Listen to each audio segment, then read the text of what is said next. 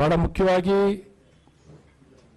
ಇದು ರಾಷ್ಟ್ರ ಮಟ್ಟದಲ್ಲಿ ನಿಶ್ಚಯ ಆಗಿ JDS ಇಂದ HD ದೇವೇಗೌಡರು, ಮಣ್ಣಿನ ಮಗ ದೇವೇಗೌಡರು, ನಮ್ಮೆಲ್ಲರ ನೆಚ್ಚಿನ ಜನಪ್ರಿಯ ನಾಯಕರಾಗಿರುವಂಥ ಮೋದಿಯವರ ಒಂದು ನಾಯಕತ್ವದಲ್ಲಿ ಈ ಮೈತ್ರಿ ಆಗಿರುವಂಥದ್ದು.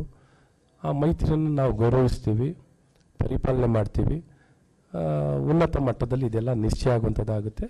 ಇದೆಲ್ಲ ಮೈತ್ರಿ ಆಗಿರೋದು ಭಾಳ ಸ್ಪಷ್ಟವಾಗಿ ಇವನ್ ಜನತಾ ಪಕ್ಷ ಅಥವಾ JDS ಪಕ್ಷ ಯಾವುದೇ ಸ್ಥಾಪನೆ ಆಗಿದ್ದು ಕಾಂಗ್ರೆಸ್ ವಿರುದ್ಧವಾಗಿ, ಭಾರತೀಯ ಜನತಾ ಪಾರ್ಟಿನೂ ಸ್ಥಾಪನೆ ಆಗಿದ್ದು ಕಾಂಗ್ರೆಸ್ನ ವಿರುದ್ಧವಾಗಿ. ದೇಶವನ್ನು ರಕ್ಷಣೆ ಮಾಡಬೇಕು, ಕಾಂಗ್ರೆಸ್ ಆಡಳಿತದಿಂದ ದೇಶಕ್ಕೆ ಒಳ್ಳೆಯದಾಗ್ತಿಲ್ಲ, ಸಮಾಜಕ್ಕೆ ಒಳ್ಳೆಯದಾಗ್ತಿಲ್ಲ, ಪರ್ಯಾಯವಾಗಿ ವ್ಯವಸ್ಥೆಗಳನ್ನು ಕಟ್ಟಬೇಕು ಅನ್ನುವಂಥದ್ದು ಭಾಳ ಸ್ಪಷ್ಟ ಗುರಿಯಾಗಿತ್ತು.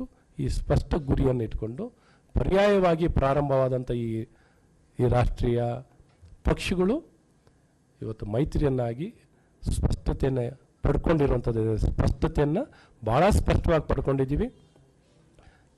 ಅದನ್ನು ಪಡ್ಕೊಂಡು ನಾವು ಒಂದಾಗಿ ಒಗ್ಗಟ್ಟಿನಿಂದ ಸಮಾಜಮುಖಿಗಳಾಗಿ ಸಮಾಜದ ಪರವಾಗಿ ಕೆಲಸ ಮಾಡೋಂಥದ್ದಾಗುತ್ತೆ.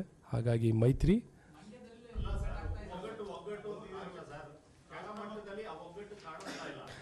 ಒಗ್ಗಟ್ಟು ಅಂದಾಗ ಇವಾಗ ಮೈತ್ರಿ ಆದಮೇಲೆ ಕೆಲವು ಒಂದೊಂದು ಸಣ್ಣ ಪುಟ್ಟ ಪ್ರಶ್ನೆಗಳು ಉದ್ಭವ ಆಗೋಂಥದ್ದಾಗುತ್ತೆ. ಇವನ್ನೆಲ್ಲವನ್ನು ಸರಿಪಡಿಸ್ಕೊಂಡು ಹೋಗುವಂಥದ್ದಾಗುತ್ತೆ. ಅದು JDS ಪಕ್ಷದಲ್ಲೂ ಇರ್ತದೆ, ನಮ್ಮಲ್ಲೂ ಇರ್ತದೆ. ಆದರೆ ಇದನ್ನೆಲ್ಲ ಬಿಟ್ಟು ಒಟ್ಟಾಗಿ ಮುಂದೆ ಹೆಜ್ಜೆ ಇಡುವಂಥ ಕೆಲಸಗಳನ್ನು ರಾಷ್ಟ್ರ ಮಟ್ಟದಲ್ಲಿ, ರಾಜ್ಯ ಮಟ್ಟದಲ್ಲಿ, ನಿಶ್ಚಯ ಜಿಲ್ಲಾ ಮಟ್ಟದಲ್ಲಿ ಎಲ್ಲ ಕಡೆಯೂ ನಿಶ್ಚಯ ಆಗಿ ಮುಂದೆ ಹೆಜ್ಜೆ ಇಡುವಂಥದ್ದಾಗುತ್ತೆ. ಆ ಭಾವನೆ JDS ಪಕ್ಷದಲ್ಲೂ ಇದೆ, ನಮ್ಮ ಪಕ್ಷದಲ್ಲೂ ಇದೆ. ಭಾಳ ಸ್ಪಷ್ಟವಾಗಿ ಮೈತ್ರಿಯನ್ನು ಮುಂದುವರ್ಸ್ಕೊಂಡು ಮುಂದೆ ಹೋಗಬೇಕು ಅನ್ನೋಂಥದ್ದು ಯಾವುದಿಲ್ಲ. ದೊಡ್ಡದು ಚಿಕ್ಕದಂತೆಲ್ಲ ಎಲ್ಲರನ್ನೂ ಗೌರವಿಸಿ ಒಂದಾಗಿ ಒಗ್ಗಟ್ಟಿನಿಂದ ರಾಜಕೀಯದಲ್ಲಿ ಎಷ್ಟು ಅವಕಾಶ ಇದೆ ಅಂತ ನಿಮಗೆ ಗೊತ್ತಿದೆ. ಇಲ್ಲೇನು ಅವಕಾಶ ಕೊರತೆ ಇಲ್ಲ, ಅವಕಾಶ ಕೊರತೆನೇ ಇಲ್ಲ. ಎಷ್ಟೋ ಸಲ